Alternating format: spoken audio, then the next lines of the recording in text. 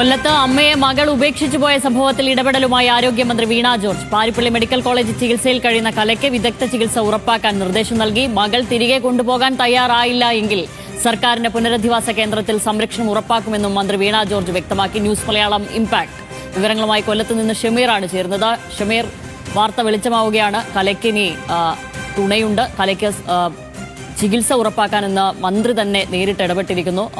നമ്മളാണ് ആദ്യം ഈ വാർത്ത പുറത്തെത്തിച്ചത്. വിവരങ്ങൾ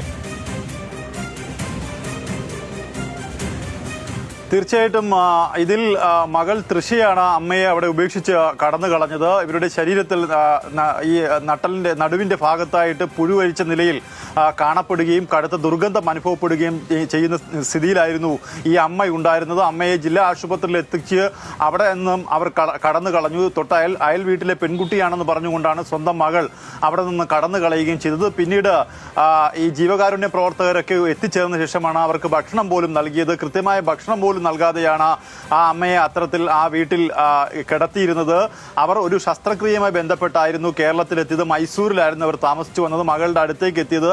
പക്ഷേ ശസ്ത്രക്രിയയ്ക്ക് ശേഷം അമ്മയെ നോക്കാൻ ഈ മകൾക്ക് കഴിയുന്നില്ല. അവർക്ക് ആ സാഹചര്യത്തിലാണ് ഈ ആശുപത്രിയിൽ ഉപേക്ഷിച്ച ശേഷം കടന്നു കളഞ്ഞത്. മകളുമായി സംസാരിക്കുമ്പോൾ ഒരു കാരണവശാലും അമ്മയെ ഏറ്റെടുക്കില്ല എന്നാണ് മകൾ പറഞ്ഞത്. അതിനുശേഷം ഇവരെ ഇന്നലെ പാരിപ്പള്ളി മെഡിക്കൽ കോളേജ് ആശുപത്രിയിലേക്ക് മാറ്റി. എന്തായാലും വാർത്ത ശ്രദ്ധയിൽപ്പെട്ടതിനെ തുടർന്നാണ് മന്ത്രി വീണ ജോർജ് ഈ വിഷയത്തിൽ ഇടപെടുന്നത്.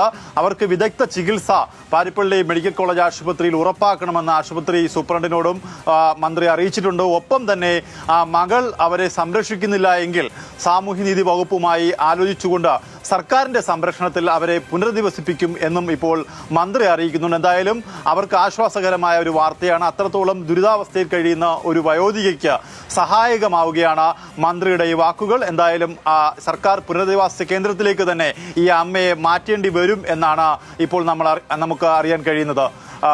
ഷാമിലി, ശരി.